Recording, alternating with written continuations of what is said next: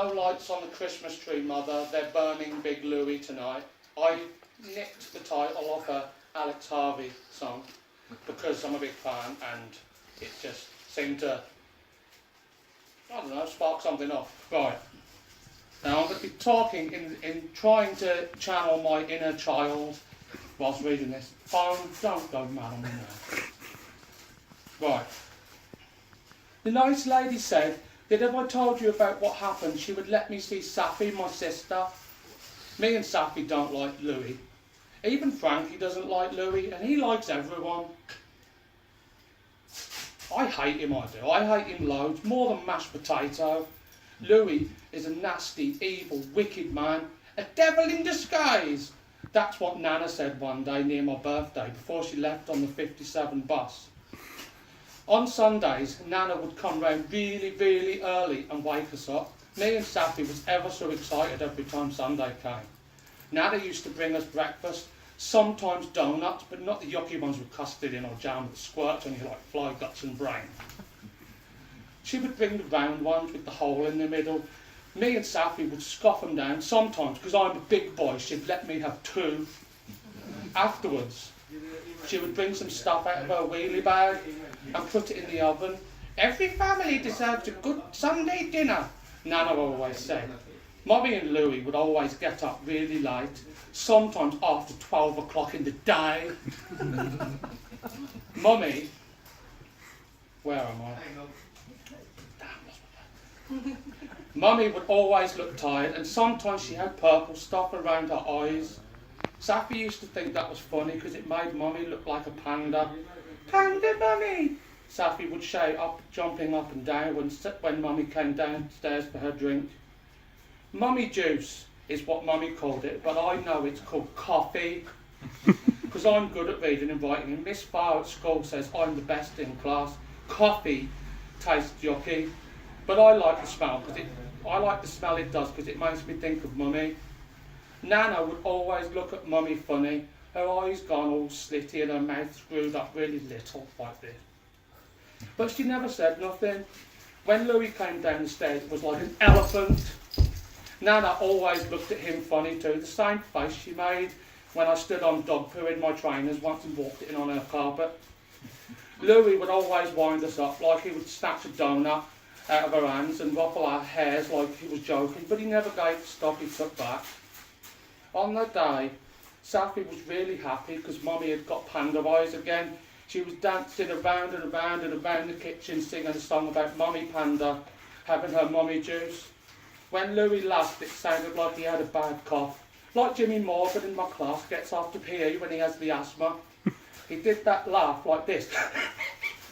And he said, Mummy had plenty of mummy juice last night and loads of daddy juice as well.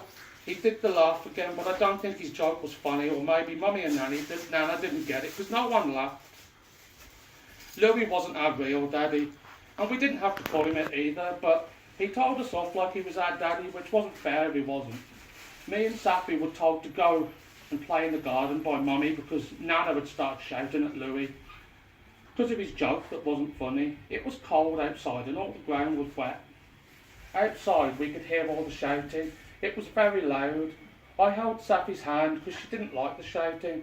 It made her cry and put her hands over her ears. Because it was fireworks 3 weeks before, I talked to her about fireworks and bonfire night and how we'd get sparklers and hot dogs and toffee apples and sweets next year when Mummy took us, and how we'd have to wrap up warm because in the autumn it gets colder and colder. When you do fireworks, it's at night time, so it's even colder.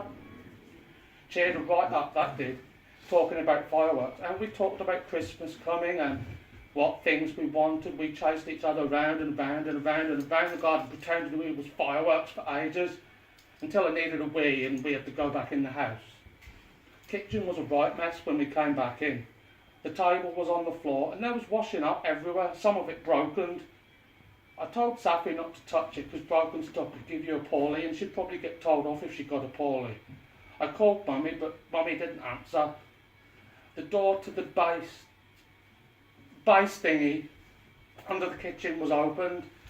No one was allowed to go down there or they'd be in for it. That's what Louie said. He said it was his man cave. But I remember when I was really little, and before Safi was born, Mummy used to have the washing machine and tumble dryer down there, and it wasn't a cave, just a dark, dusty room full of boxes and tools. Caves were all dark and drippy and spiky and had trolls in them. There wasn't any trolls down there when I went down there that time. But when Louie came to live with us, it was called his man cave. He sometimes had his friend Steve round to play, and they'd go down and play loud music and drink beer. Beer is also yucky.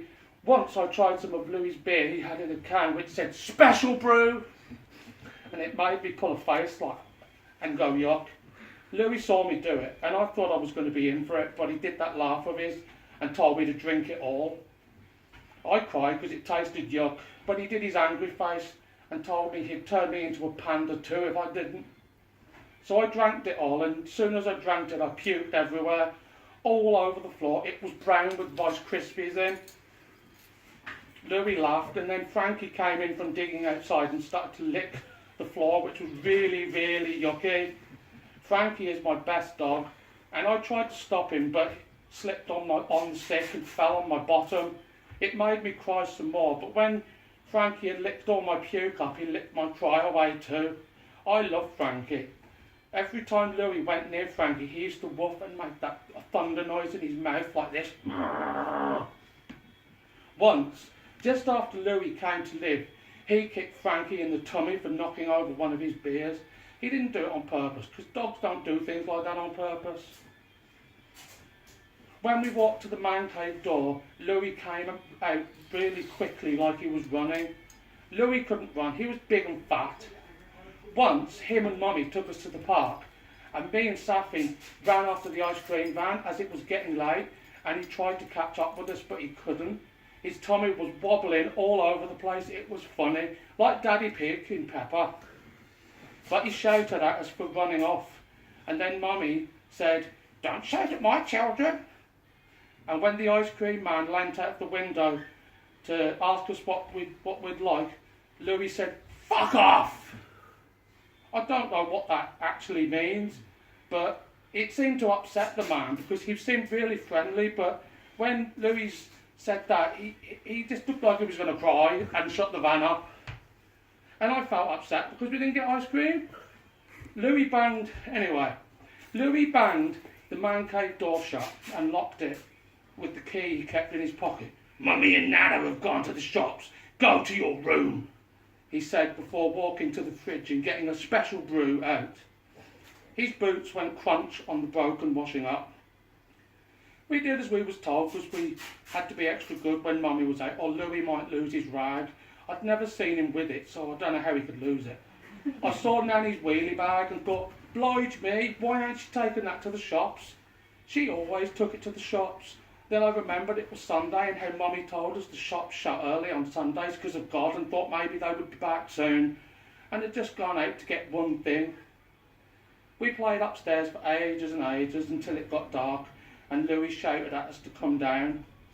Mummy and Nana still weren't home, and Louie tidied up all the mess in the kitchen and had got red plates out that we had Christmas dinner on.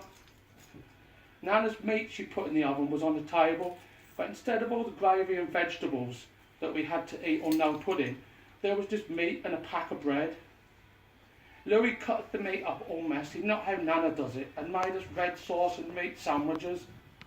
Me and Safi couldn't eat our sandwiches because the meat was too hard and hurt our teeth. It was always nice when Nana made it with gravy and roasted potatoes. Louie shouted at us and said we would eat it or starve. I didn't know what starve was, but we'd been learning about opposites at school with Miss Farr, and I thought that if starve was an opposite to eat, it meant we would be hungry. I was clever though, because I took the meat out of our sandwiches and gave it to Frankie when Louie went to the fridge.